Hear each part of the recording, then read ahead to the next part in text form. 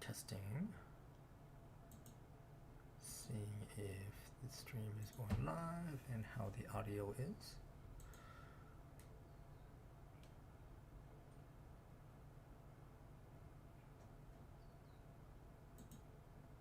There we go, looks like. There we go. Testing, 1, 2, 3. Testing, 1, 2, 3. All right, so I'm gonna turn off these speakers so I don't get any kind of feedback. And good morning. Sorry for the technical start there. This is VirtualPBX admin training.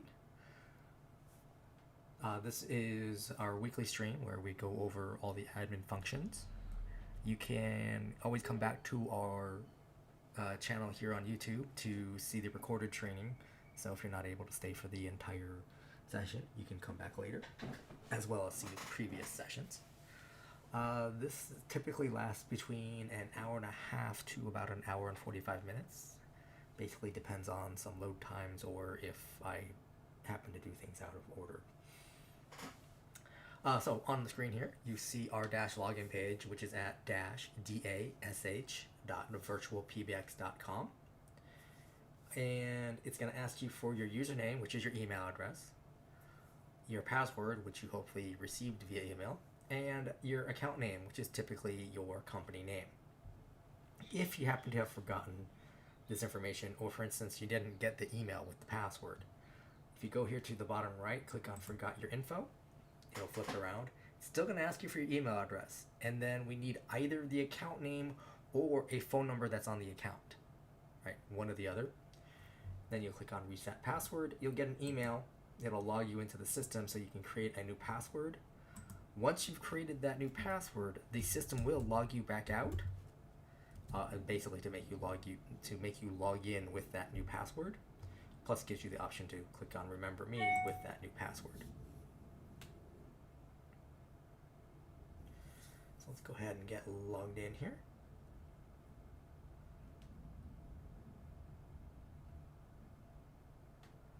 And here you see our dashboard page. Now I'm using our test account that's been around for a while.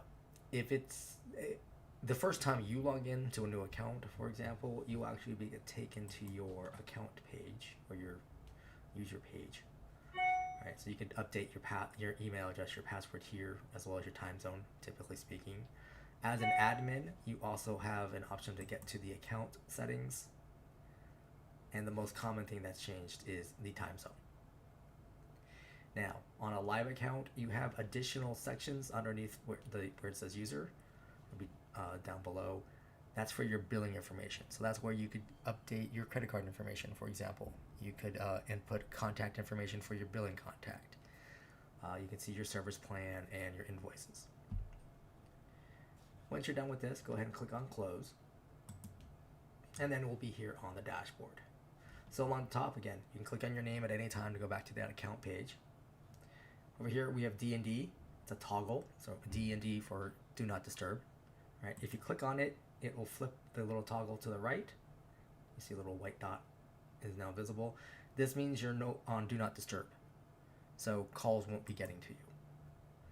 So if you're in an ACD queue, for example, calls won't be offered to you. Even calls that even just enter your extension number directly, they go straight to voicemail. Right, so your phone won't ring. Next, we got the little help icon. So you can click on Chat with us to open up a chat window and speak to our support team to walk you through a feature you're going through. You can click on Learn More. That will take you to the support pages directly. So you can look at the written guides and in some cases videos of particular features. You have a link here to the online store, which takes you to store.virtualpbx.com. So you can order things like a VoIP phone, a router, etc. And if you've added a web phone to your user, you also have a link here for the web phone, which will just will open up a new tab to webphone.virtualpbx.net. So you can log in there. Then we got the hamburger icon or menu icon. These take you to other features of Dash. Some of these, like ACD queues, are paid features. Others aren't, like blacklists are included. And I'll try to make sure to highlight those as we go through. And then we have the logout icon. Over here on the left, we've got the various sections of Dash, which we're going to be starting with. But let's go ahead and go into the dashboard itself. So total users, these are people on your account who are making and receiving calls. Now, depending on your plan, adding users can increase your bill. So that's something you'd want to be aware of before you add too many people. Then we've got your total devices. You see here I've got a total of 31 on the account, and then they're broken down. So first up, we got cell phone. That's pretty self-explanatory. The web phone. So the web phone is a kind of soft phone. It allows you to use Chrome or Firefox to make and receive calls from a computer, right? Desktop or a laptop computer. And then obviously with an internet connection. A soft phone, software application that uses your internet connection to make and receive calls, right? This can be the VirtualPBX soft phone app. This can be an app from, say, Counterpath. This could also be what you're using to program a VoIP phone that isn't supported by us. Speaking of VoIP phones, right here is SIP phone. So VoIP stands for Voice over Internet Protocol, and SIP is a subtype of those kinds of phones.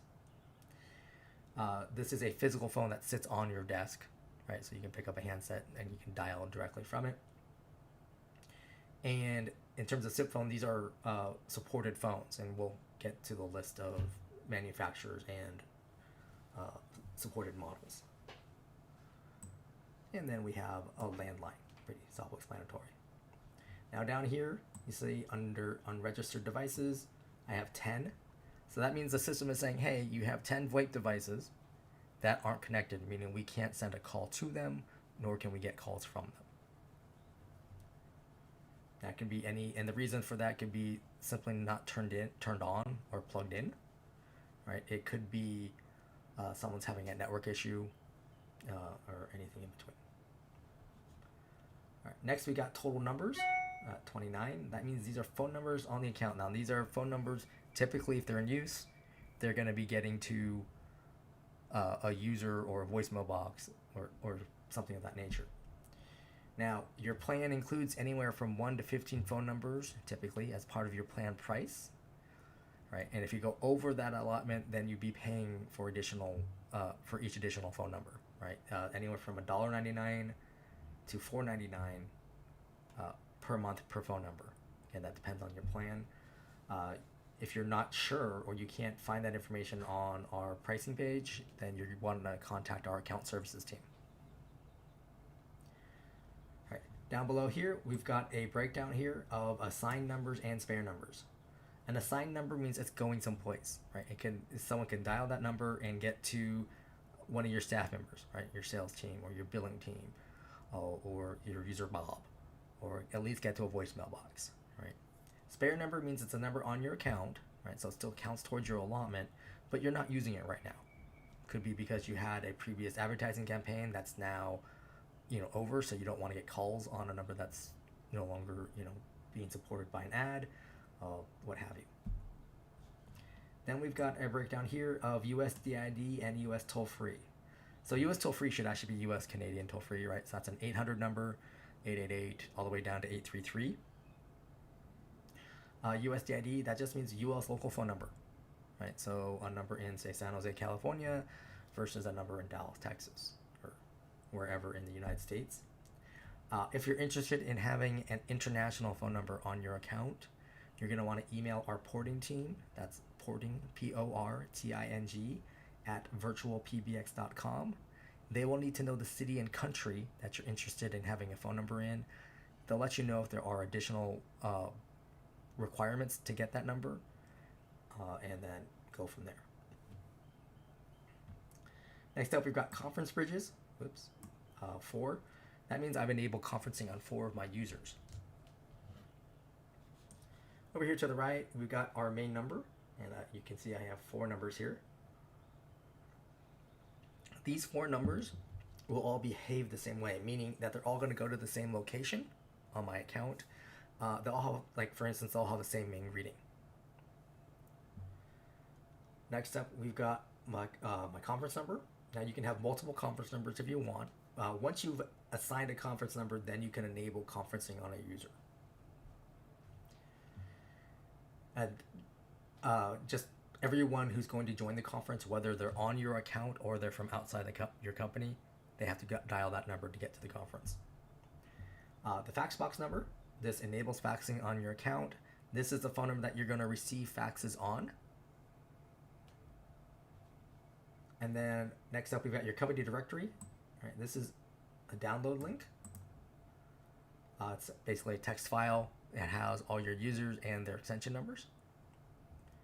Then we've got the soft phone directory, also a download link. This is for use with the VirtualPBX desktop soft phone application. You would download this file and then upload it to the desktop soft phone app. And this will allow you to see the status of the other soft phone users on your account, right? So on my soft phone, I'd be able to see, oh, coworker Bob is not on a call, so I can go ahead and give him a call real quick so we can discuss our mutual customer. Store discount code, just for being a Dash customer, you get a discount in our store, right? That's store.virtualpbx.com. And then lastly down here, we've got your account realm. This is used in a couple different things. One is used to program a third-party device, right? So if you're using a soft phone that isn't under that SIP phone list that we'll get to shortly, or you're going to use a cell phone application from, say, Counterpath or another company, this would be one of the key pieces of information you would need to program that application or that device. The other thing it's used for is for faxing out. So on Dash, sending a fax out is an email to fax service. So you create an email. In the to field of that email, you put the plus sign, the number 1, then the area code and phone number you're faxing to, right? The @ symbol, and then your account realm. And then you simply attach a PDF or a TIFF file and hit send.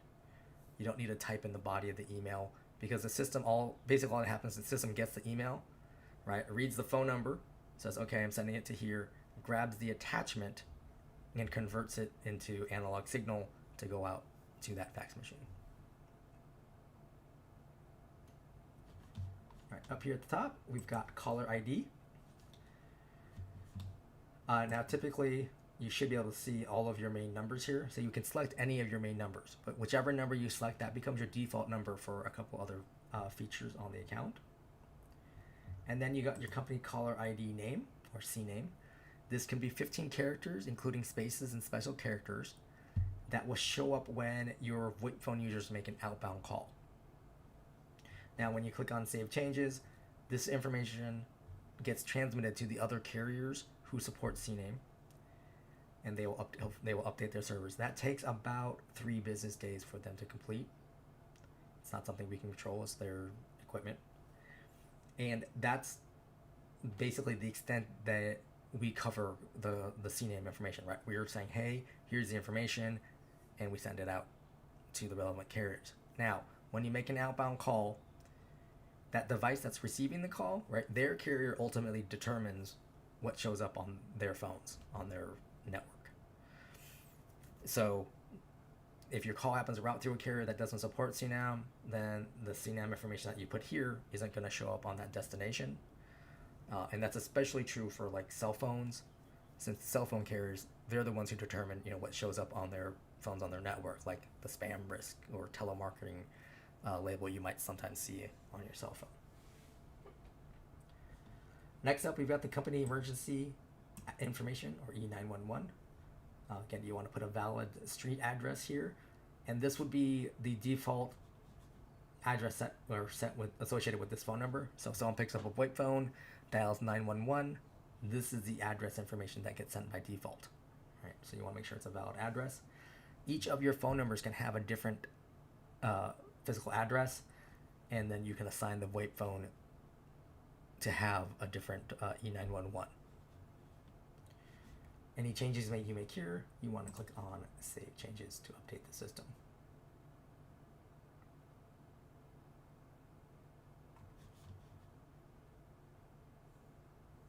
All right, next up, we've got hold music. So on Dash, you can upload your own media files by clicking upload, and then finding the file on your computer. Although that's not a good folder to be in. And then you'll click on the little upload icon. A couple things to be aware of. Dash will accept .wav, .wav, or .mp3 files. They need to be recorded in mono, not in stereo, and under 1 megabyte in size. Now, hold music on Dash is defined as after a call has reached one of your users, right? They've picked up the call and then they press hold on their VoIP phone. That's when hold music will play, or music on hold will play. Right? Other than that, as the call is reaching out to your staff members, in general, they're going to hear ringing. There are a couple of exceptions, which we'll get to. All right, over here, this is hours. Now, this is part of main number, so I'm going to go ahead and just click on main number so we go through main number in order.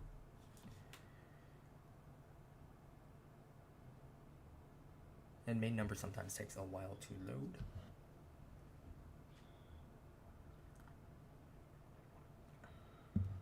There we go. So at the top, you got your main company numbers, and if you click on that, you can see your numbers here. If you no longer want to use one of these numbers as a main number, you can click on a sign next to it. All right, and that simply removes it from being a main number. It's still on your account. You can add from your spare numbers at any time. All right, so I can select one of these. I can make that a main number if I want to. You can also buy numbers. Right, you have local and toll-free. Toll-free, pretty straightforward. You select the prefix you want. You do click on search. And then you can find the number and click add. You notice I have one in my cart now. It shows the number, little trash can icon here if I decided I don't want this number after all. And then scroll down and you click on buy numbers, and that would add it to your account. Now, if you have no numbers on your account, or only 1 or 2, and let's say your account allotment is 15, clicking on buy numbers, all that does is adding a number to your account. You're not going to have an additional fee show up on your bill. Now for local numbers, you do need to do a search via area code. So let's go 408 for San Jose.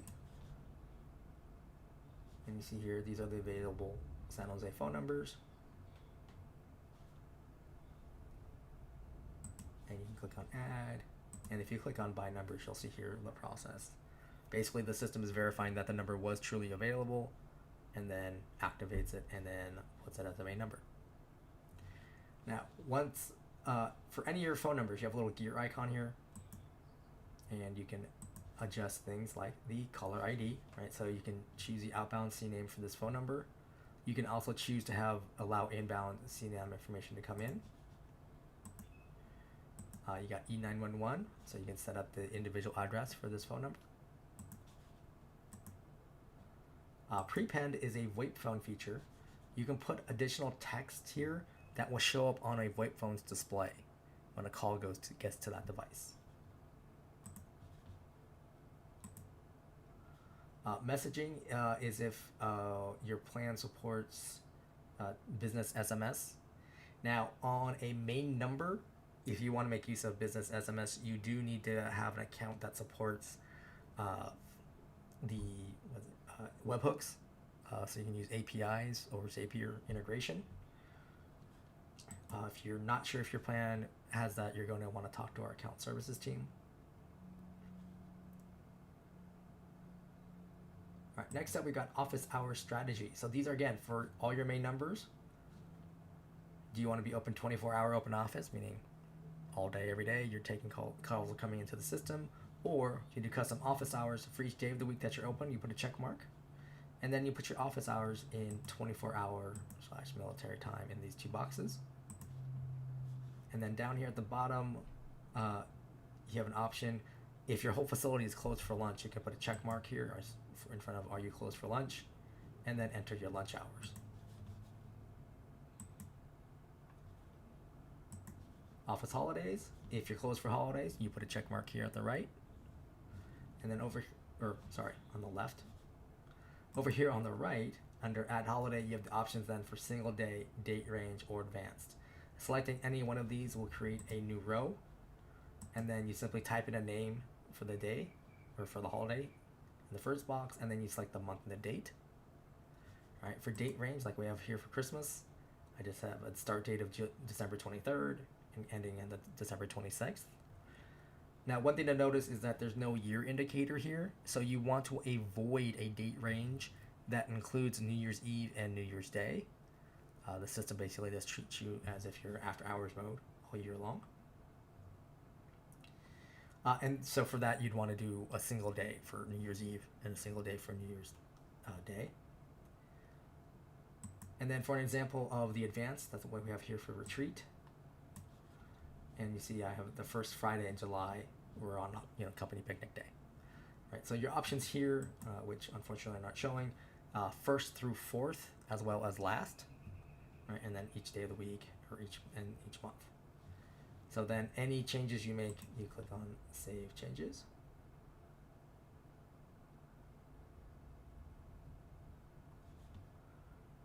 All right, next up we've got incoming call handling. Right, now again, this is for your main numbers, so they're all going to behave this way. So you have your open hours tab, you have an after hours tab, and the holidays tab, right? Because we've already set all these up. So under open hours, we'll set it to this first option here. Call comes in, and it's going to the virtual receptionist. This is a link which you can click on. And then here on the left, your main menu, this is what people press on their phone to navigate through your phone system. On the right, you've got your greetings and their greeting types, as well as some settings. Now, in terms of the main menu, the first time you log into your system, you're going to have nothing here. So you would click on Add Route, gives you a new row. Then you have a pull down here. It's star, default route, and then 0 through 9 are your options. And then here you have where you want to send it to. So let's go back up here. So Smart Directory, right? Send the caller to a user directory so they can dial by name. Right? You can send it to a specific user, right? So a specific person. Scroll down. I can send it to one of my call queues, ACD queues. So a department. I can send it to a specific device, right? So a specific phone. That's not always recommended, just because if that phone doesn't have voicemail, then the call would end if no one picks up. You can also have it go to a specific media file. Again, not always recommended, just because after the media file ends, the call will end. The system will say goodbye. Right, you can send it to one of your ring groups, so another department. You can send it to an advanced call flow. This is if you're making use of submenuing, as well as to a voicemail box on the system. Right, and each of these has a little icon. So once you get used to the icons, you can recognize right off the bat what kind of call it's, or what kind of destination it's going to. Over here under greeting types, you've got text to speech. You simply type in a greeting here, and you would click update, then save changes. The text to speech greeting, you have about 350 characters limit to work with. If you get very complicated, that might cut down on your total character limit. But typically I do recommend starting with the text-to-speech greeting if, say, you're a new business or you've never used a PBX system before, just to give you an idea of how the system's going to work in terms of the greeting, and until you actually iron out how you actually want your call flows to work out.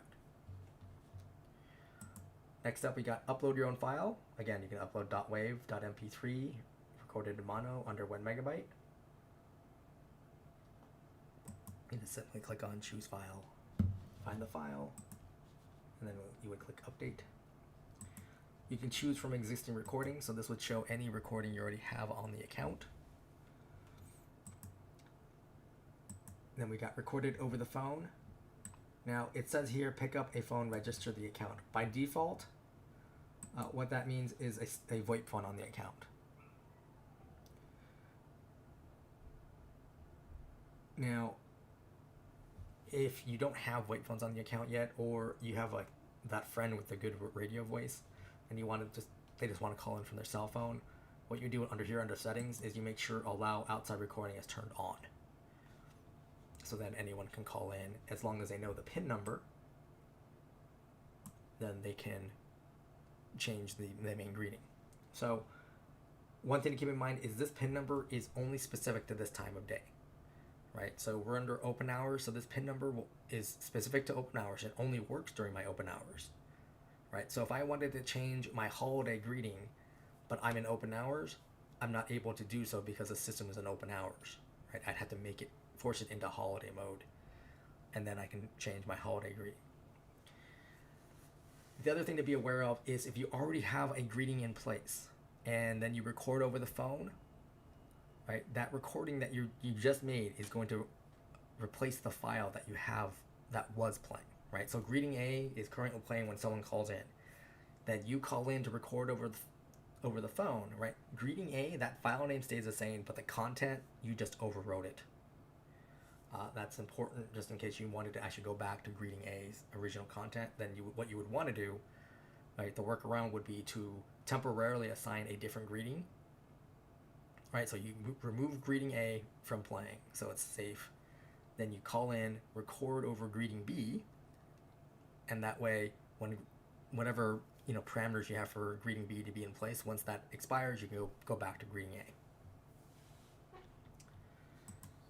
All right, next up, we've got professional recording services.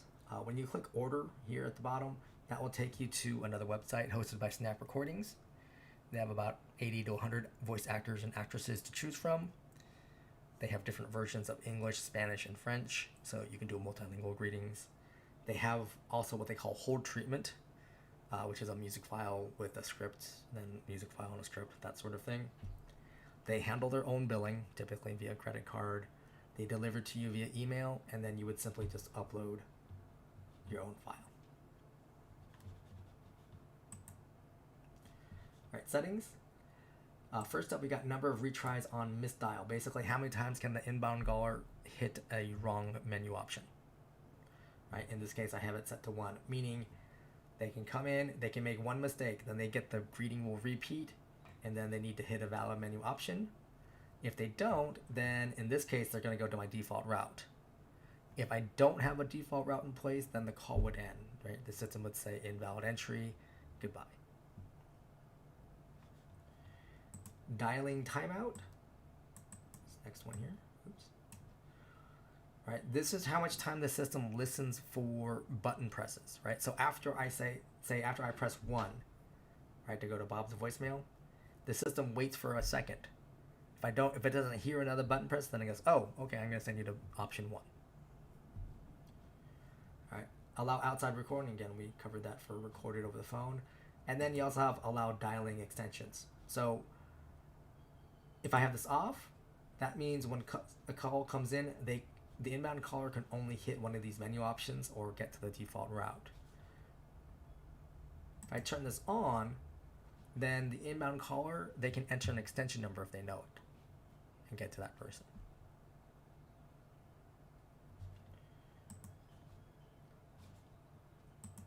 Any changes, you click save, and then you do need to click save changes here under incoming call handling as well. Second option here, call comes in, offering it to Aaron. If he doesn't answer, it goes to the virtual receptionist. Right. This is your live operator answer option. Right. So basically, you can have this pull down. You can send it to any specific user, call queues, devices. You can also have it go to a media file, which I don't recommend, just because that can be confusing for customers or for your inbound callers. Right. They're going to hear one media file. Then they're going to get to the virtual receptionist where they're going to hear a second media file play. That can be off-putting for people. And then you can also send it to a ring group, as well as your advanced call flows. But for like a ring group, for example, that's like you can have an operator ring group, right? Or your reception desk ring group. So then that entire group, their phone rings, right? And whoever picks up the call gets the call, and then they handle the call, right? Or they transfer it. If they all happen to be busy because you have a heavier than expected call volume, right? Then those calls would go to the virtual receptionist, which, since we're under open hours, is the one we were just looking at.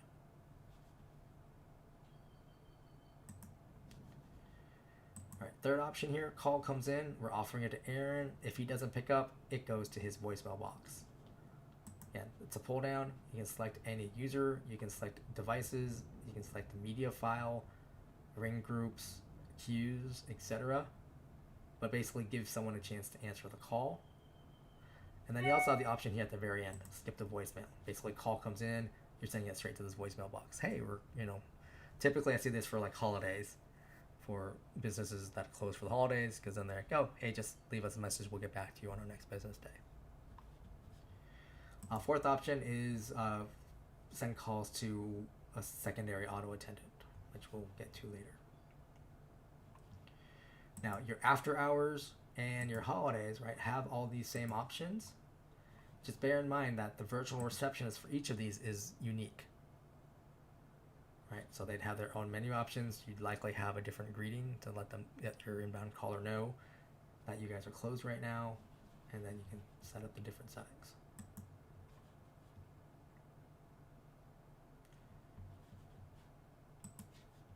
All right, main conference number. You can assign or buy numbers. You can have multiple conference numbers. You also have the option here for a custom text-to-speech greeting, which if you enable it, then you can type in what you wanted to say and then click on save. Even without the custom greeting, the system does say welcome to the conference, and then prompts the person to enter the conference room number and then the PIN number.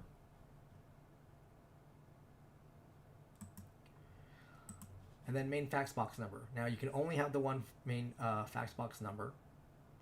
If you click edit fax box, on your account, you'll get a window with two fields. On this account, unfortunately, the fax box is broken. But the first of those two fields is the inbound notification. So you'd want to put in at least an email address there. That email address will get notified anytime a fax comes into the system. And they'll have an attachment with a PDF, so they can then look at it right there on the computer. That email address will also get notifications of someone dials your fax box number. They hear the fax tones and they hang up, right? They dialed the wrong number. They'll get an email saying there was a failed inbound fax attempt. So that's something to be aware of. The second field is for outbound permissions. So if you own your own company domain, say abccleaners.com, right? So all your staff members have an email address that ends that way. You can add that domain into that second field, so then anyone in your company can send a fax out, even if they're not a user on Dash. Right? They just have to have that format, the +1 area code and phone number, @ the account realm, and then simply attach a PDF or a TIFF file. All right, next up is auto attendance. So auto attendance is for secondary auto attendance. There's a couple use cases for this. The first is if you have multiple businesses, you want them to have their own phone numbers and their own main greetings, but the same staff people for these multiple businesses are answering calls, right? So you have Bob and Mary, they're answering calls for your cleaning business and your dog walking business, right? Those are two very different businesses, so they would have their own phone numbers and their own main greetings. But Bob and Mary are fielding calls for both of them. The other use case I've mentioned previously was submenuing, right? So let's say calls come into your main number and your greeting, you say press 1 for English and 2 for Spanish, right? So then 1 and 2, you would create as secondary attendants where, 1 has its own menu in English, sending callers to English speaking staff members, right? 2, secondary attendant, again, has its own menu options, has its own greeting in Spanish, and then sends callers to Spanish speaking staff members. All right. So creating a new attendant, at the top here, you click add attendants, you give it a name, and you give it an extension number, and then you click on create attendant. Once it's created, you can click on the name. You see here, this one is available in main menu. That means I've made it, it's an option to become a submenu. If I click on this other one here, you see it's not available, right? Unavailable in main menu. This is a standalone auto attendant, so this is likely a different business, right?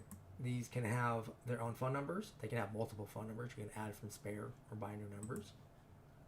An extension number, the only people who'd ever really use the extension numbers would be your staff members. And they can literally transfer a call from one attendant to the other if necessary. And then you got the settings wrench icon here.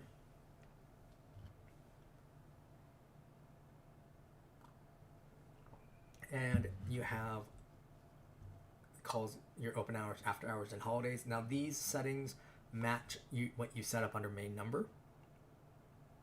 So if you have two businesses, one is Monday through Friday, 9 to 5, the other business is 7 days a week, then you wouldn't necessarily be able to do both of them on the same account. That would require either some customized work from our account specialists, which might involve a one-time setup fee, so you have to talk to our account services team, or, which is probably easier for most people, would just set up a separate account for the two, right? So one that's 9 to 5, Monday through Friday 9 to 5, one who's 7 days a week. You just have them on separate accounts to handle it that way. Now, these are just all calls go to the virtual receptionist, so you would set up the different routes for the main menu. You would set up the greetings and the settings.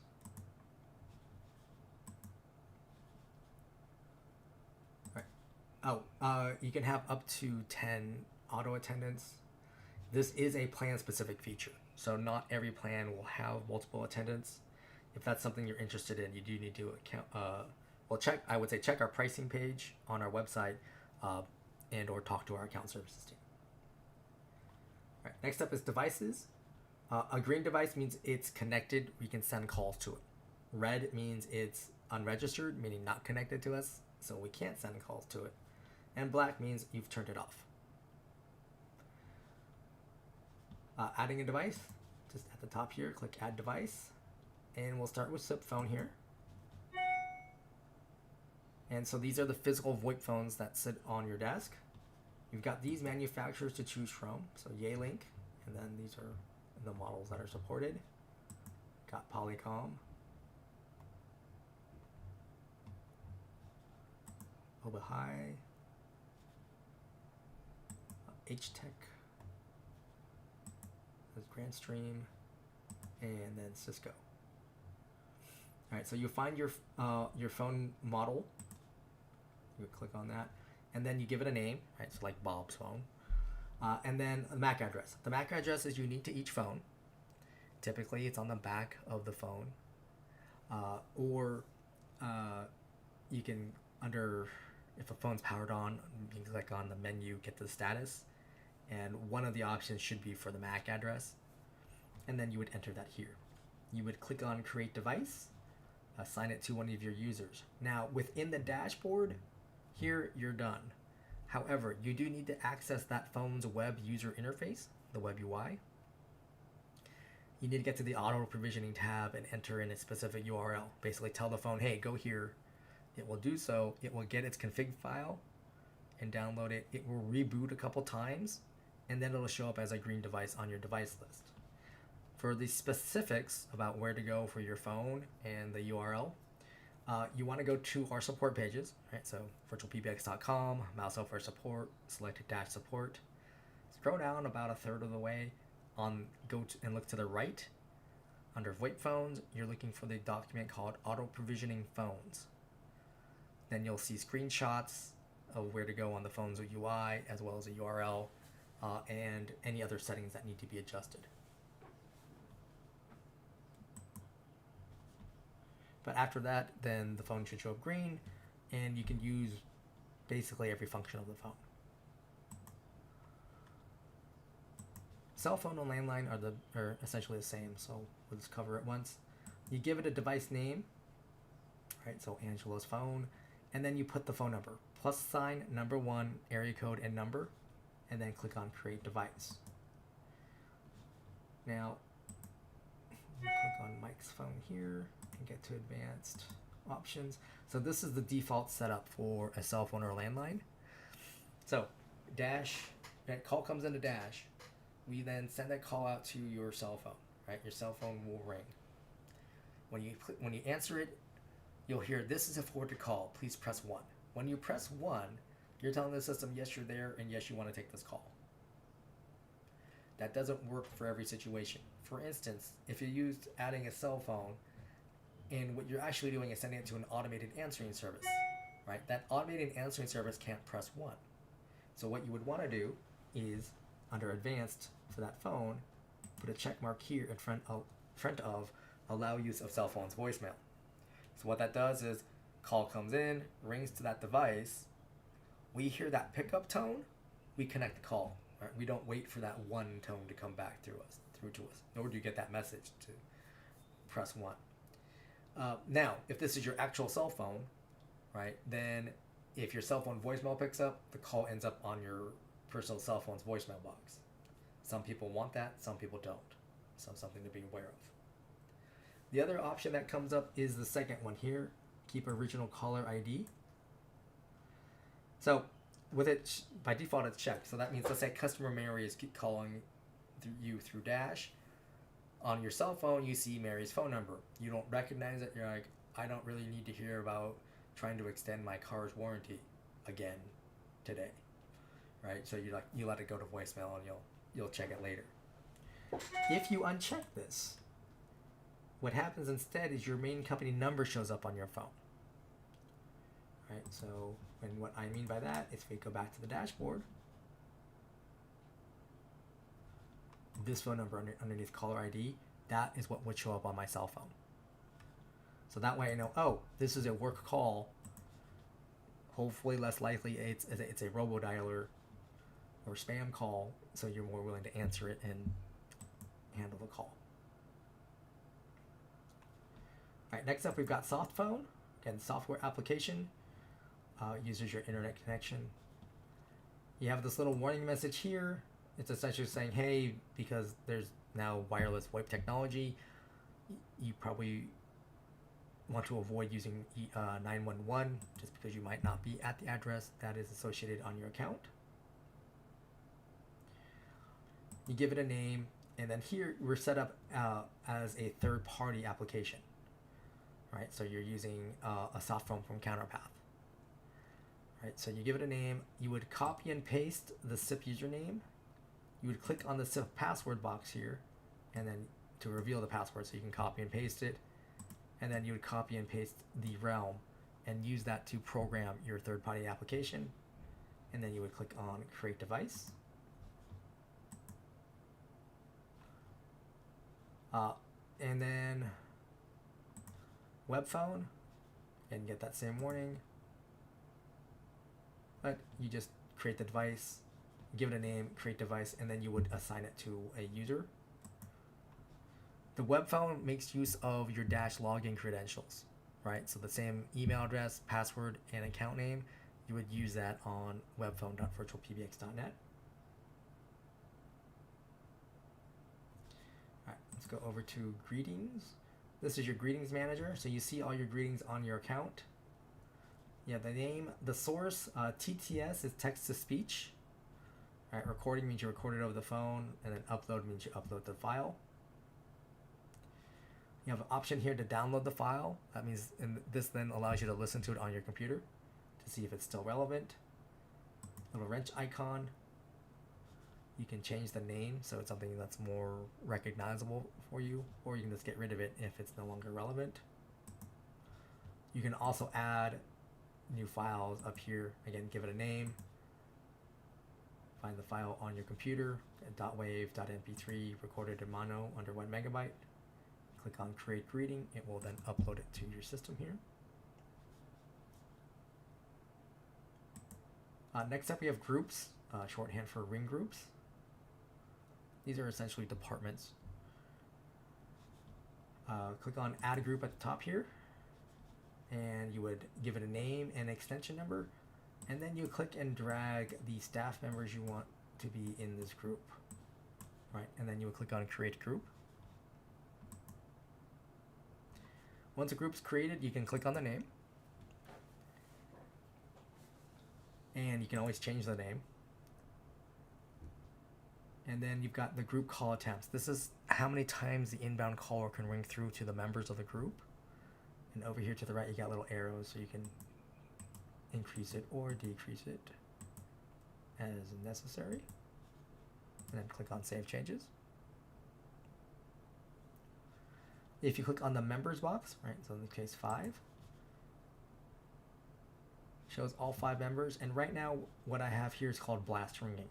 So I'm ringing everybody for 120 seconds until someone picks up, right? So first call comes in, let's say Bob here picks up within, say, 20 seconds, then everyone else's phone stops ringing. Now, if a second call comes in and Bob's still on that first call, right, he will hear a call waiting beep until, say, John picks up that second call. Now, 120 seconds, that's 2 minutes. That might be a long time for people to ring. But up here at the top right, this little box here, you can change that total time. You can increase it or decrease it. The other thing you do, you have this distribute option, and if you click on it, now it's going to ring my staff members in order. So it rings John first, then Jean, then Bob, then Jan, then Michael, right? Every time. If I don't like this order, or for instance, let's say I know John is working on a special project, so he should be last in line, right? So then I can move him, I can click and drag and move him up. Say Jan doesn't have anything special going on, I want him getting the calls first, and we'll put Bob there. Then I can click distribute again, and now I have a new order. Right, and then any changes you make, click on Save Changes.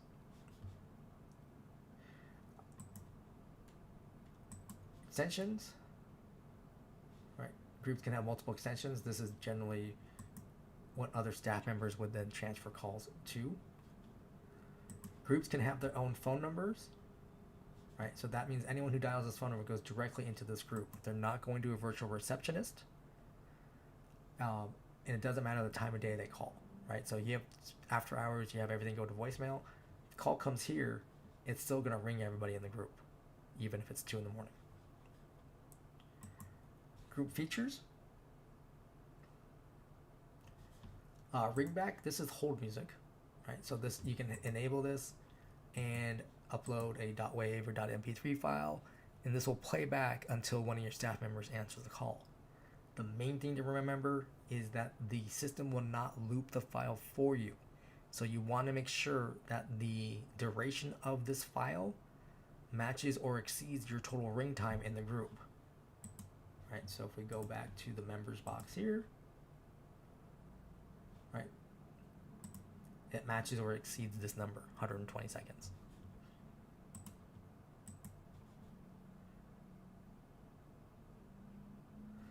The next action, if you enable this, first you would want to enable this, but it's for if no one answers the calls, what do you want to send the calls to?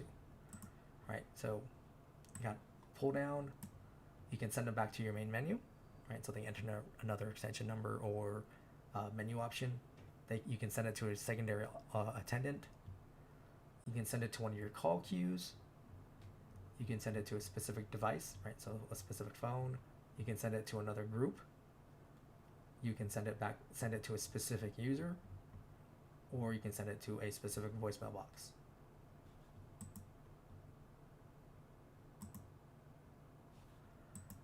Allow call forward. If you enable this, this allows your users to make use of call forwarding, so they can send calls to a secondary or backup device. Right, so like say Michael is gonna be at various customer sites during the day, but he still wants to be able to take his group calls. He can say, well, I'll call forward from my VoIP phone to my cell phone. Caller ID prepend, this is a VoIP phone feature, so you can add text or numbers in front of the caller ID that shows up on your staff members' phones. Again, this is only for their VoIP phones. So a couple things to keep in mind about groups and ACD queues. ACD queues have more routing options than groups, right? Groups, you can either do it in order or blast ringing, or some kind of variant of those two. right? You can have more overlap if you wanted. Groups, your staff members can take calls from cell phones, landlines, or VoIP devices. Right, queues, currently you can only take calls on a VoIP device. However, queues, your staff members can log themselves in and out of the queue as well as mark themselves away. In a group, once they're assigned to the group, they're always in the group all day, 24/7.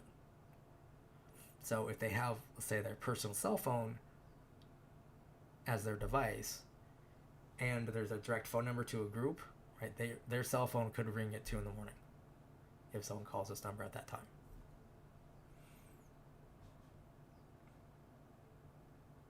Also, right, the group doesn't know if a staff member is on a call, or I guess it doesn't track that. So that's why your staff members can be on a call, they hear that call waiting beep. Whereas on a queue, if they're on a call, right, queues are smarter. So they said, oh, it's on a call. It doesn't even try to offer a call to that person and instead just sends it to someone else.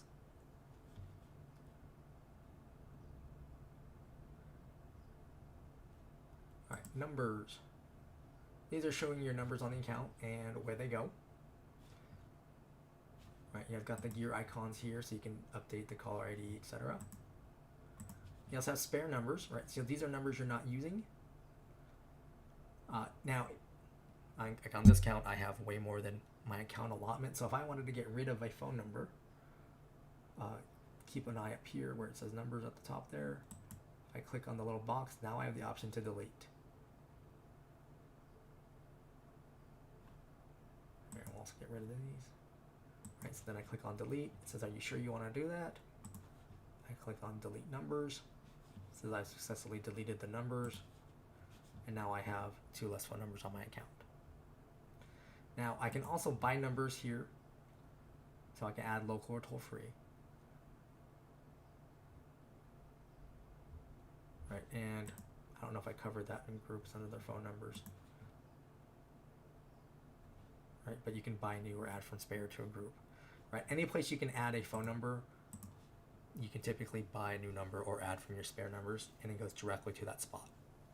Right, whereas spare numbers, this is where, like, hey, I don't know where I'm going to use it yet, but I want numbers. This is where you would keep them. You also have the option up here to port a number. So port, industry term, just means to move a number from one carrier to another carrier. So say from AT&T to VirtualPBX, right? You would click on new port request. You give it a name. Say it's a local or toll free. Click next, and now the system wants you to upload your bill in PDF. After that, it's going to ask you some more information about the number itself. It's going to let you download a blank letter of agency, or LOA, and then allow you to upload the completed and signed LOA. It has a couple other warning messages about things to expect. And then you submit your port request, basically uploading those documents to us. Once you do that, you get an email letting you know, hey, we got your port request. Within the next business day, you should get a second email from our actual porting team. That means they've actually reviewed the porting documents and have submitted the port request. That can also be within the same business day, depending on the timing. A couple notes about porting. Local numbers can take anywhere from 1 business day to a couple weeks, typically speaking. Like a Google Voice number, if it's already unlocked, usually ports by the next business day. Toll-free numbers usually take about 3 to 5 business days, and for all these, this is assuming there's no problems with the port request itself.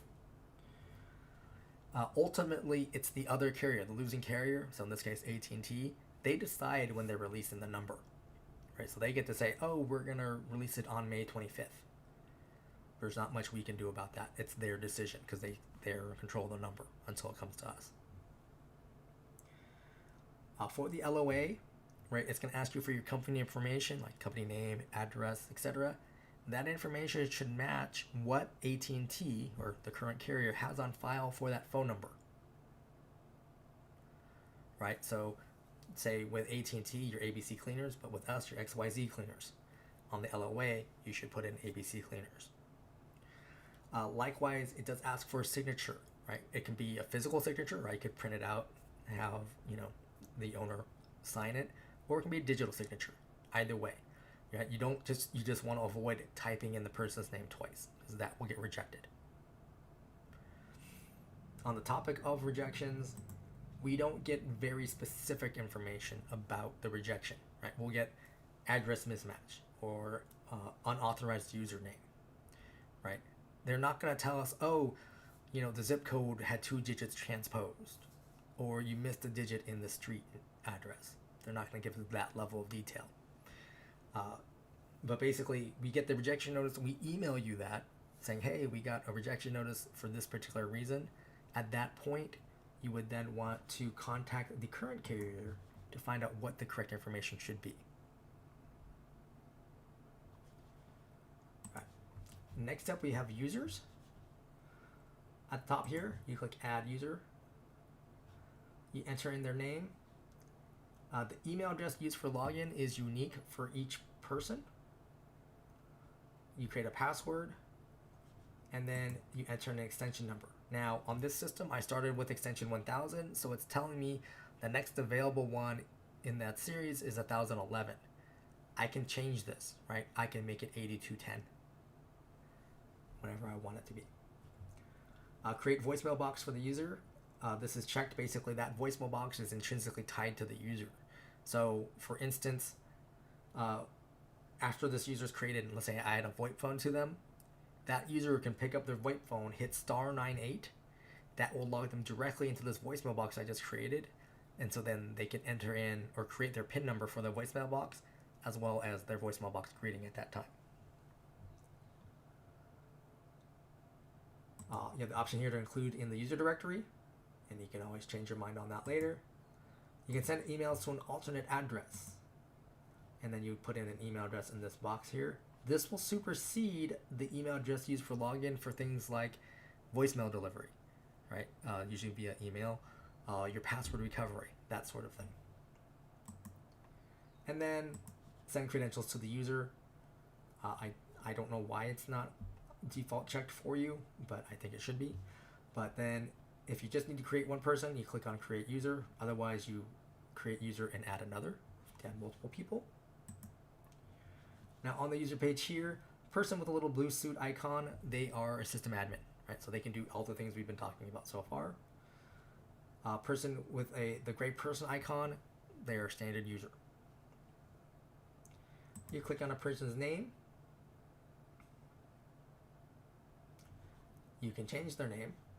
You can also click on change their credentials, so you can enter in a different email address or update their password. Right here is a little link where you can send the password reset to them directly.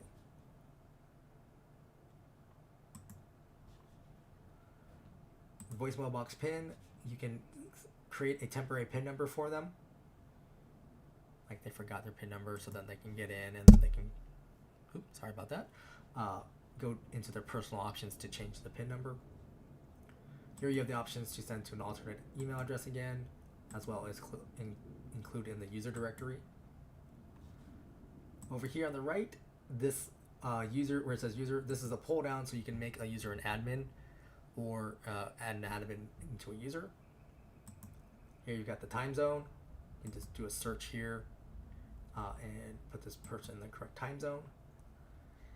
This is the display language, so how Dash shows up on their web browser, English, French, German, or Russian.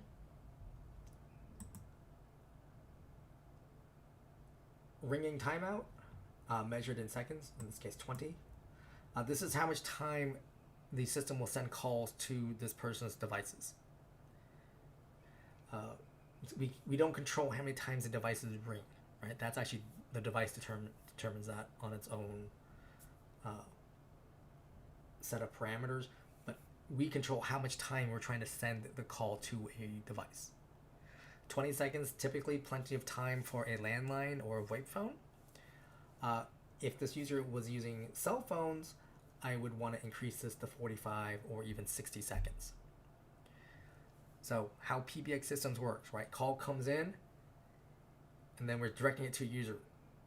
and we can say, okay, then we send it out to the telecom company associated with that device.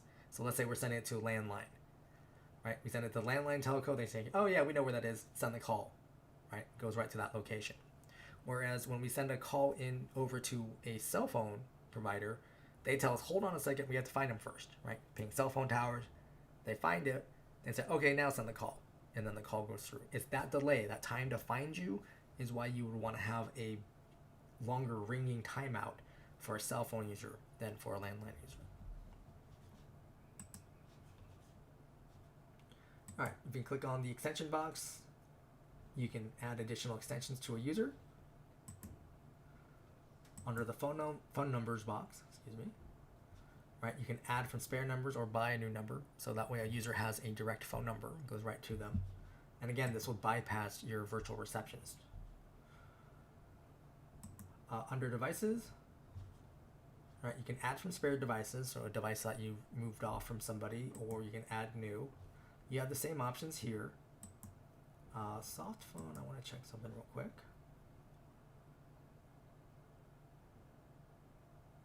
Yes, all right. So like under devices, it starts you off as using a third-party application.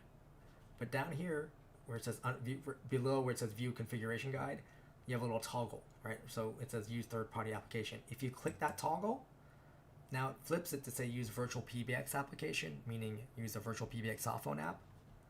So then you would give it a name and you click on create device. Once you click on create device, in this case, Angelica will get an email saying, hey, her soft phone's been created, and she'll have her login information for the soft phone. If she's going to use a soft phone on her iPhone or Android phone, she just goes to the App Store, looks up VPBX phone, downloads it, and then she can log in right away. If you're going to use the desktop application, all right, so for Windows or Mac, you do need to order that through the web store, and then you'll get a download link, and then she can log in that way.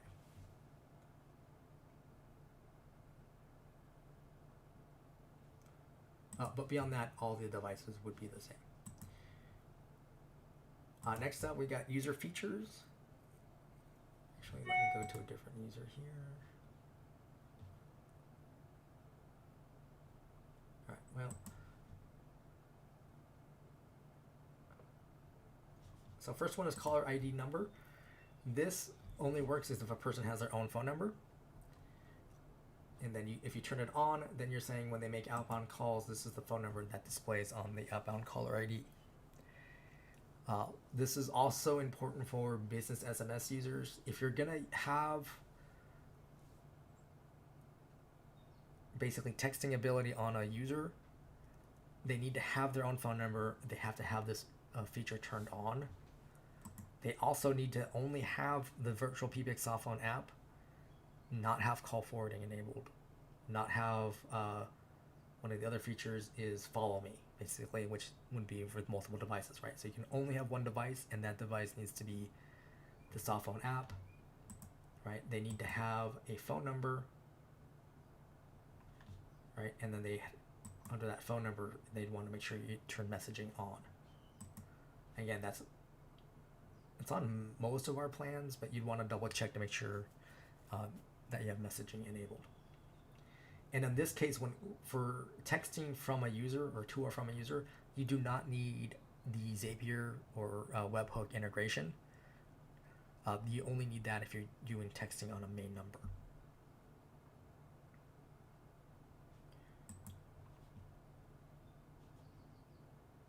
All right, call forwarding. You have off, on, or failover mode, right? Off means you're not using it. On, basically saying, hey, I'm not going to be at my desk, send calls to a specific phone number. This is also something your users can set up themselves. They can either set it up via the user portal, which we'll get to at the very end. They can also do it directly from their VoIP phones using feature codes. Failover mode is for your VoIP phone users. If you have it enabled like this, what would happen is if their VoIP phone loses connection, right, becomes unregistered, then, and a call happens to come to their user, the system will automatically forward it to this device, right? So +1 area code and phone number. So that way your staff member can still handle the call, right? When they're done with the call, they probably want to find out what happened to my VoIP phone. Like, the dog ran by and, ripped out the cable for it. Hot desking, another VoIP-based feature. If you enable it, you need to enter in a hot desk ID. It's up to you if you want to make them use a PIN number. What this is for is if you're in it's an office environment where you may be switching desks from day to day.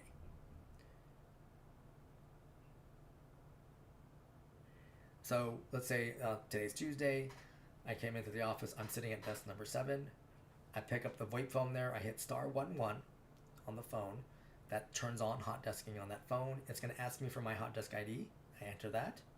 I usually recommend, especially if you're using 4-digit extension numbers, I just say just make your hot desk ID the person's extension number. When I do that, the system says calls will be sent to this device. I hang up and I go about my day. Any call to my user will then ring at the phone I'm sitting at. At the end of my day, I pick up the handset on the phone. I hit *12 to turn off hot desking, and I go about my day. The next time I'm in the office, whenever that may be, right? Someone's already sitting at desk number 7. I'm like, all right, whatever, desk 43, you're it. I sit down, do the same thing. Pick up the phone, hit *11, enter my hot desk ID, and now I'm getting calls at that desk.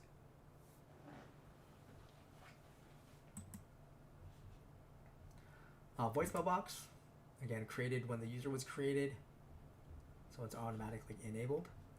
You have the option here, if you have transcription available on your account, which I believe is a account specific feature, but basically that will put the, listen to the audio and put it in text form for you.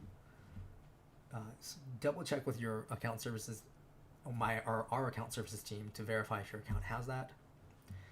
Voicemail to email typically is enabled. That means we're sending an attachment to the email that goes with the voicemail notification. And that attachment, you can double click on it and then listen to the voicemail on your computer. Now, your voicemail boxes can hold up to 100 messages. After that, you get the person trying to leave a message gets that message saying voicemail box is full, please try again later. So what you may want to do is click this box here, is delete after notification, right? So as soon as that email goes out with the attachment, the system then wipes the voicemail from the account because it says, hey, you already got the email.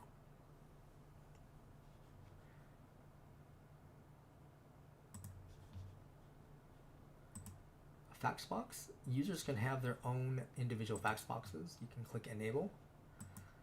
You can select a spare number, buy a new number, or you can assign a new extension.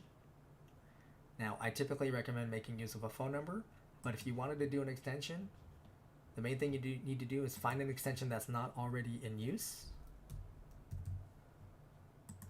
Click select, and then you would click on save changes. So now what happens is someone who wants to fax to, leave on Jan, right? They would need to call into the main number. When they hear the main greeting, then they hit 399, and then they hit start fax. Right, so then the fax would then go to the proper extension. Now, there might be fax machines where they can't easily listen to the receiving end, right? They may not have a handset where they can listen in for a greeting. So that means they would have to have some kind of key code combination to put a pause after the phone number, and then they can enter the extension number. The other difficulty that comes into is some eFax services may not allow for faxing to an extension, which is why I typically say just make use of a phone number. Conference bridge. Once you have a conference phone number on the account, you can enable conferencing on the user. And then the main thing you need to set is a PIN number. Right, and then save changes. Now that PIN number I just created, the user can change that on their own via the user portal. But now Jan here can host a conference. Follow Me is for users with multiple devices. And when you first enable it, it looks like this. Right? The system says, okay, what devices do you want to use? And then you choose and to uncheck them. These are sliders. Right? Now, this is kind of like ring groups where you can change the order you got the total ring time up here as well.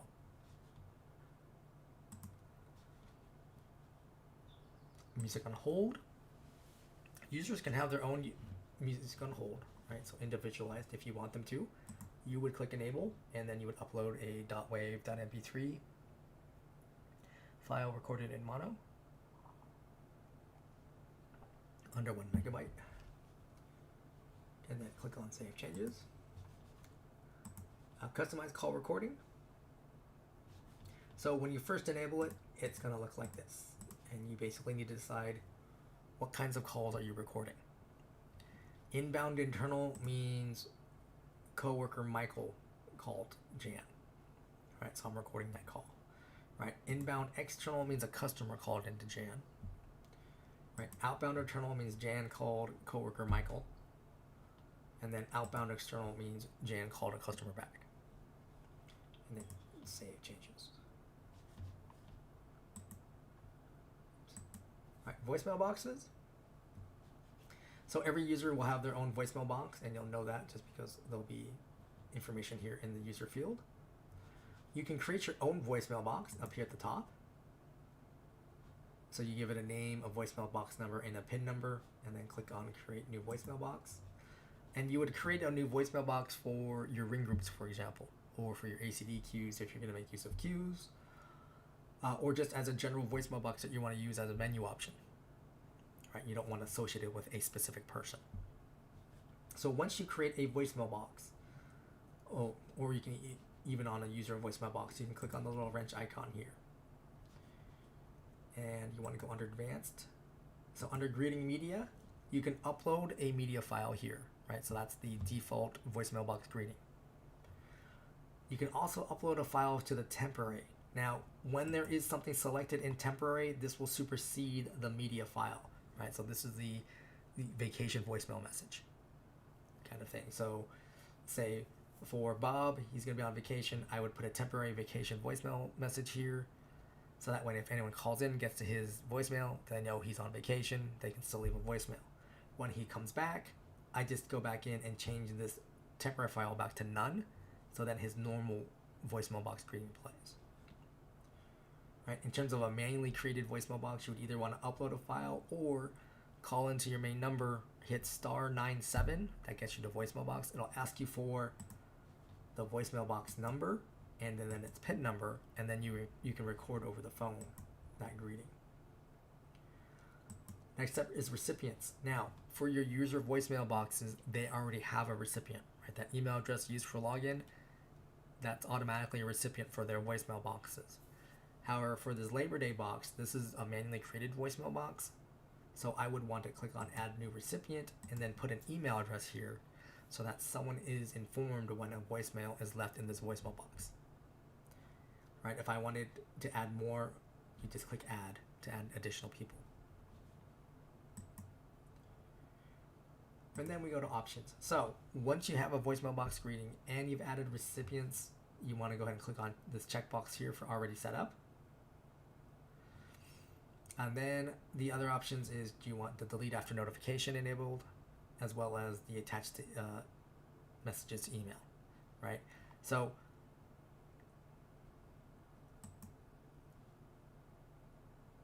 if you don't have delete after notification enabled, then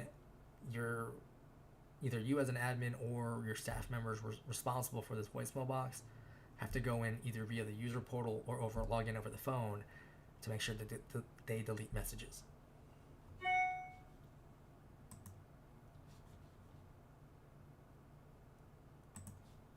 All right, advanced routing.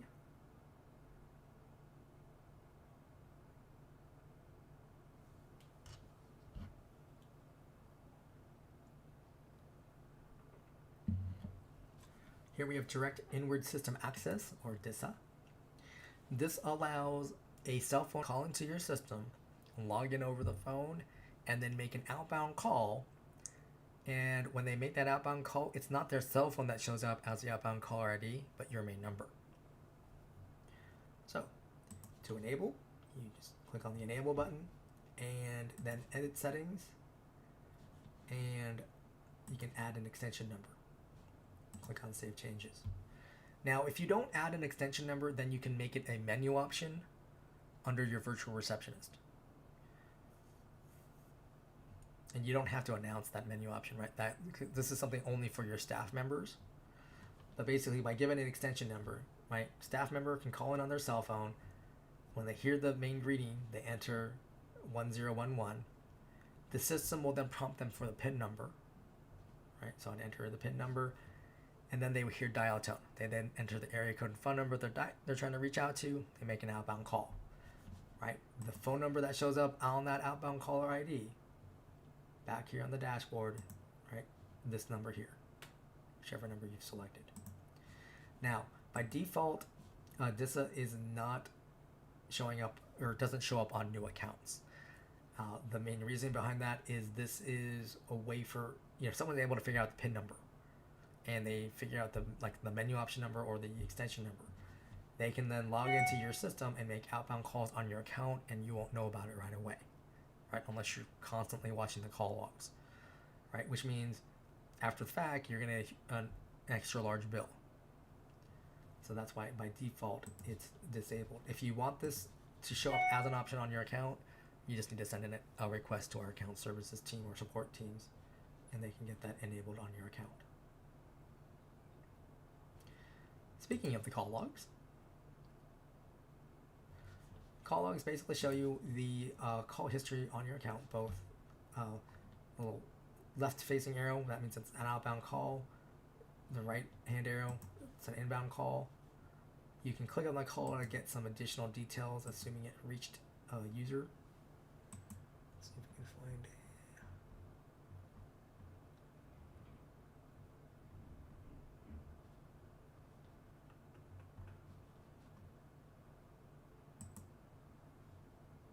Yeah, here we go.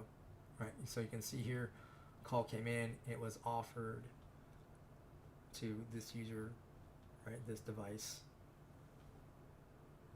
this other cell phone number, etc., and for how much time. And then when you see originator cancel, that means the inbound caller hung up basically before it could go either to its next action or a staff member could pick up. You can download these files as a CSV. Under custom, you can change the date range. You probably don't want to go more than a month or two depending on your call volume. The little fire hydrant icon here, it says report a call. This creates an email. It's going to have the technical details of the call in the body, and it's going to be sent to our support team, right? support@virtualpbx.com. In the body of the email, you want to type your experience, right? Whether like your phone didn't ring or when you picked up the call, there was bad audio, right? Like there was echoing or something. And that would give our staff members something to work with, and they'll probably get back to you to get more details anyway, and or make test calls. Next up is feature codes. I've already alluded to a couple of these, like the hot desking ones here, but basically from your VoIP phones, you can use these to access different features of the account. You also have the voicemail ones that I mentioned. These are also published on our website under the Dash support pages. There's two files you can look at. One is the feature codes doc. There's also the phone commands cheat sheet, which is a single page PDF, which some customers have found useful to hand out to their staff members. All right, up here under the menu icon. So we've been in the dashboard this entire time. So let's go over to ACD queues. ACD stands for Automatic Call Distribution. This is a call center feature or function, I guess. Now, ACD queues, there are two types. There's the standard ACD queues, which we're showing here. There's also ACD queues Pro. The standard queues range from $15 to $30 per month per queue, depending on your plan. ACD queues Pro start at $99 per month per queue. If after going through this, you're interested in queues, you're going to want to talk to our account services team just to verify the pricing and what is actually best for your use case. All right, so Adding a new queue is, I'm just going to skip a step here and just go to the gear icon here of an existing queue. You give it a queue a name, and then you either assign a phone number or an extension to a queue, right? So unlike a group, groups can have both, right? Extension can have one or the other, and a queue can only have one or the other. And then we have the queue routing strategy. Unfortunately, the pull down is not working. But most idle means the call comes in, it's offered to the person who's been waiting for the call the longest, right? So Mary's been waiting for 5 minutes. Bob's been waiting for 7 minutes. Call comes in, goes to Bob. You also have ring all, which means it will ring everybody. Then you have round robin, which will equalize out over time. It essentially puts your users in a circle and then randomly determines where the call goes among the people in the circle. If someone new signs into the queue, right? So let's say like the second shift starts in, they get put in a random spot in that circle. Then you've got least offered, or least offers. That means the least amount of offered calls. So let's say Bob and Mary have been in the queue for a little while. Bob's been offered 20 calls. Mary's been offered 5. Under least offered, the next call goes to Mary. Now, least calls is just the amount of connected calls. So in that scenario, let's say Bob spoke to 2 out of his 20 calls, but Mary has spoken to 5 out of her 5 offered calls, right? So she's had 5 connected, he's had 2 connected. Under least calls, the next call that comes in goes to Bob because he's only spoken to 2 people. Hold treatment, you can have a music file play, upload a .wav.mp3 file recorded in mono. One difference about the ACD Queues Pro is you have more options for the hold treatment. You can, under ACD Queues Pro, you can announce the person's position in line. You can have hold music. You can announce their expected wait time. You can then have multiple media files play if you want. Queue timeout, measured in seconds. This is how much your inbound callers can wait on hold within this queue. The queue call limit, this is how many people can wait on hold. Now this is on top of anyone who's already speaking to your staff members, right? So if Bob and Mary are both on calls, I can have 4 people wait on hold. If a 5th person comes in, they're going to be treated as if the timeout has already expired and be sent to voicemail. Timeout immediately if empty. If I enable this, this means if I have no staff members logged into the queue and a call comes into this queue, it's going to treat that caller as if they've hit that 3,600 second time limit. An escalation queue, basically you select another queue. Basically, if all your staff members are busy on calls, then the system will send the callers over to the next queue. And then escalation call flow after timeout. Use the pull down. Right, you can send it to another attendant. You can send it to a specific device. You can send it back to your smart directory. You can send it to a ring group, a media file, which I don't think I would recommend, a specific user, or a voicemail box. So what this means is after this 3,600 seconds, I'm sending them to the Starbucks voicemail box. Now, one thing to keep in mind, if you do have an escalation queue in place, this 3,600 timeout or timer is still playing or still in play, even if they're on a second queue, right? Because if they came into this queue first and went to a second queue, once this 3,600 timer expires, that caller gets sent to this voicemail box, even if they're in a second or third queue. Agent recovery timer, basically after an agent is done with a call, you can set this to 0, so they have no recovery time. Typically we see 15 to 30 seconds, but basically how much time after a call is completed before the queue will offer them another call. Force away on reject or missed call, if this is enabled, then the agent, if they miss a call, they're put in away mode, and they stay that way until they mark themselves as ready. And then agent connect timeout, measured in seconds. This is how much time we try to connect a call to an agent. 20 seconds typically plenty of time because currently in queues, you can only take calls with a VoIP device. And then you would click on Save Changes or Create Queue if you've just created this queue. Once you have a queue or queues created, you want to go over to the Members section. And here you see the queue. These are the staff members who can be in any of my queues. If I click on Manage Members, the list on the left, these are staff members not already available in queues.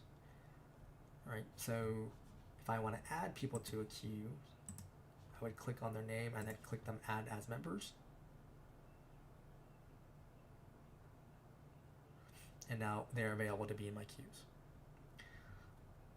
Right. Likewise, I can say, I've had staff members have different roles, so they're no longer going to be in my queues, and then I can move them out.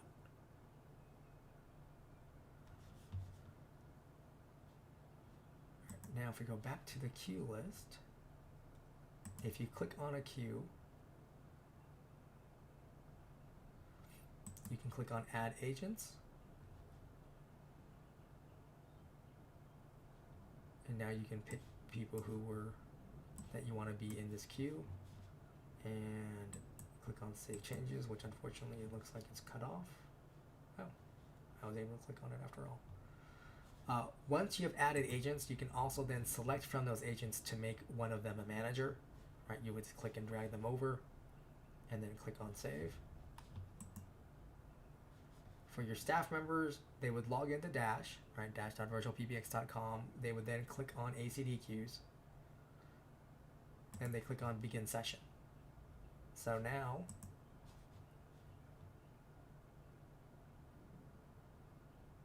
you'll see that I'm logged in. Now I'm red because I'm still marked away. Right, now once I'm ready to take calls, I just mark all as ready. Now I'm flipped to green. Right, if I'm blue, that means I'm on an inbound call. A yellow means I'm on an outbound call, and then gold means I'm on recovery time. Right, so I just finished up an inbound call.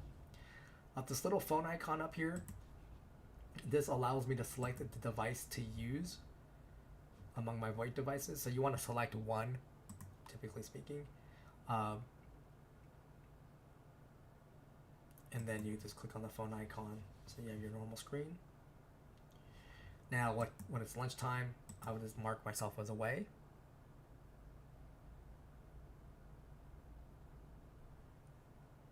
And then I'll show up as red.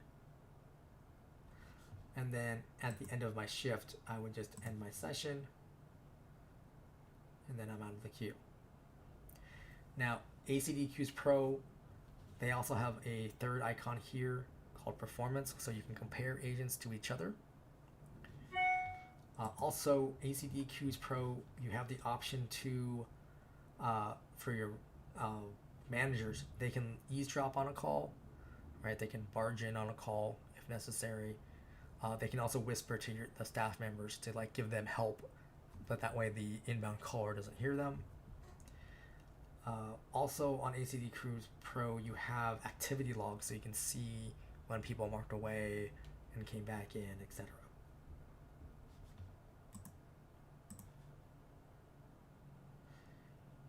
Blacklists, this is an included feature, at least as far as I know on all accounts.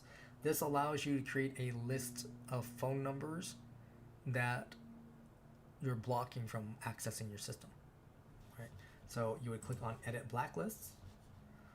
You would click Add to create a new list. Otherwise, you would click on an existing list. You give it a name. Block Anonymous means if we do not get valid inbound caller ID, we're blocking the call, right? So that inbound call would get a busy tone. And then here you click on Add Number. You put +1 area code and phone number for the phone numbers that you want to block, right? And you just keep adding until you're done. And then you would click on Save.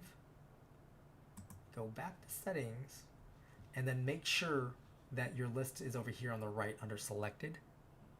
So then any phone number on these three lists If they try to call any of my phone numbers on my account, they get a busy tone. They're not getting through.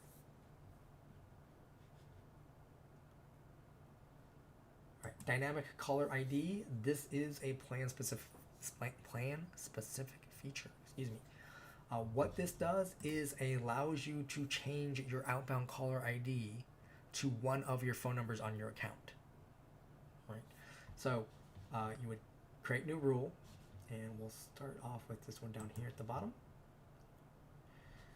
So you give it a name, you select the caller ID that you want to do, you want to have displayed, and then in this case I'm making use of a feature code. So what my users have to do from their VoIP phones, hit *71, then the area code and phone number that they're calling out to, and then this phone number will show up on the receiving end as the caller ID. Right, the other option you can also do is this one up here. Again, give it a name. This is the phone number that's going to be displayed. And in this case, I said use caller ID when this area code. So anytime I dial a 408 phone number, this phone number shows up on the receiving end as the caller ID.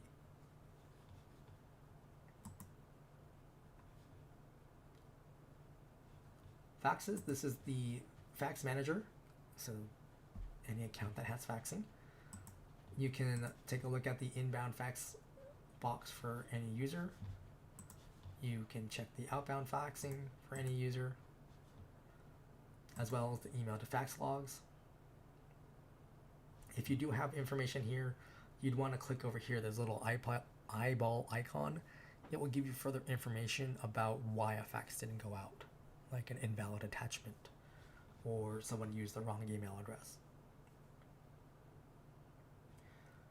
Monitor is a plan-specific feature as well.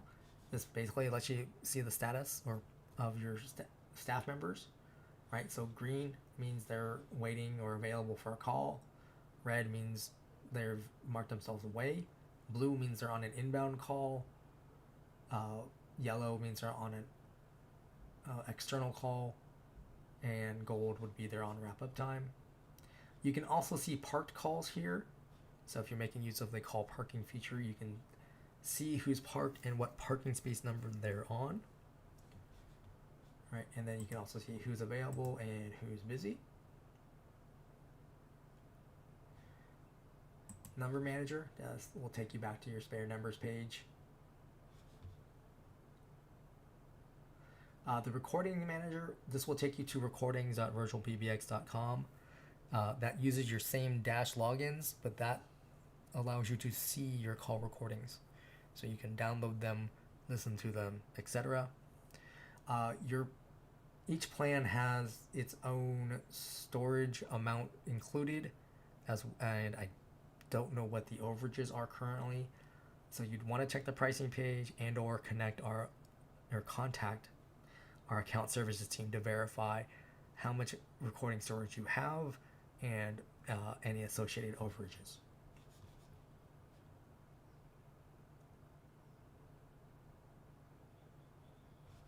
Reports, this goes to reports.virtualpbx.com. This is advanced reporting.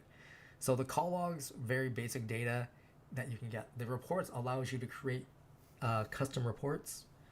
So you can say like agent call summary. So you can see people's inbound calls and what happened on those calls. This is a plan specific feature. If it's something you're interested in, you'd want to talk to our account services team, and they can make sure you're on the right plan and set up a training for you as well. Voicemails, this is the voicemail manager.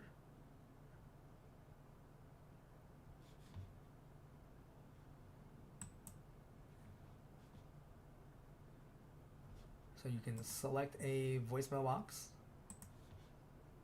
and you can see the messages they have, basically who they came from, what number they actually tried to call, the duration, and you can play it back. You can also, if there was a voicemail here, you could move it to the correct voicemail box if it went to the wrong place. You could delete them, etc. Webhooks, this basically is if you want to make use of the APIs or Zapier integration to link Dash to other software. You can talk to our sales team, actually would be the people to talk to in terms of getting this on your account. They have some additional information. You can also go to developer.virtualpbx.com to see samples of what we have done with webhooks and Dash. And then we have the user portal. So every user has their own user portal. Right? Even as an admin, you can't get to other people's user portal, but you can also get to basically everything. So you actually don't need to.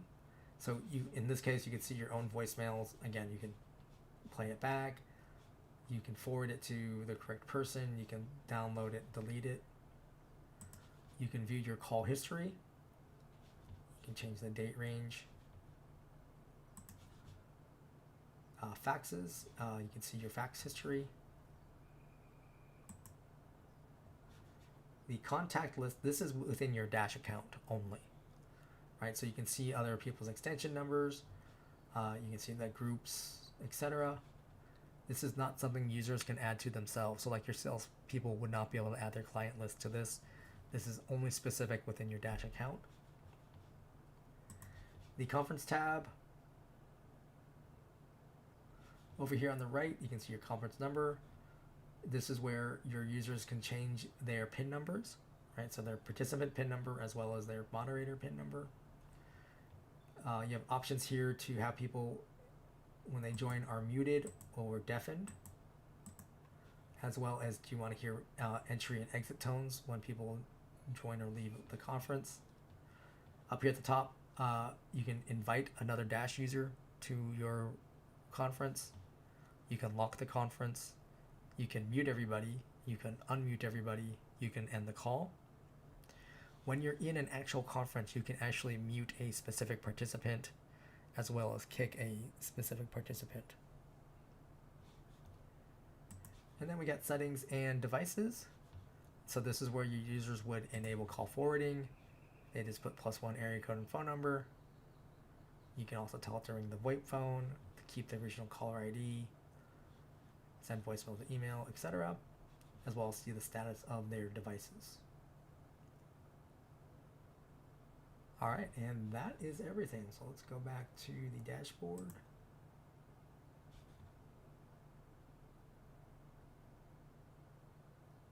So yeah, for any of the account-specific features, so like auto attendance, dynamic caller ID, ACDQs, you definitely want to talk to our account services team. If you're interested in webhooks / Zapier integration, you want to talk to our sales team. Beyond that, that is everything I had to cover for today. I'll be here again next week to go over it all again, Tuesdays, 10 a.m. Pacific time. And I thank you for your time today.